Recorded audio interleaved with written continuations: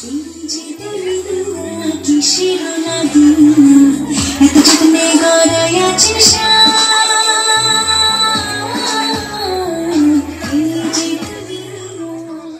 হয়ে নেচেছেন ব্রাহ্মণবাড়িয়ার আখাউড়া উপজেলা নির্বাহী অফিসার গাজালা পারভিন রুহি।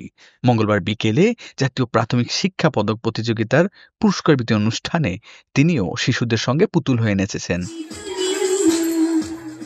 এ নাচের ভিডিও সামাজিক যোগাযোগ মাধ্যমে ছড়িয়ে পড়েছে।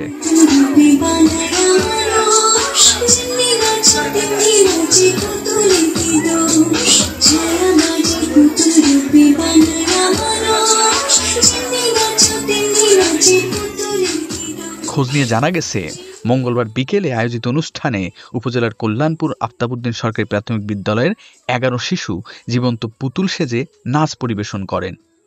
শিশুদের মতো পুতুল সাজেন ও নাচেন ইওনো গাজালা পারভিন রুহিও। শিশুদের উৎসাহ দেয়া এ নাচের প্রশংসা করেন সবাই।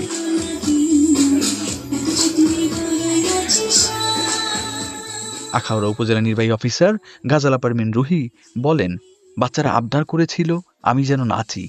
বাচ্চাদের আবদার মেটাতেই স্টেজে উঠেছিলাম।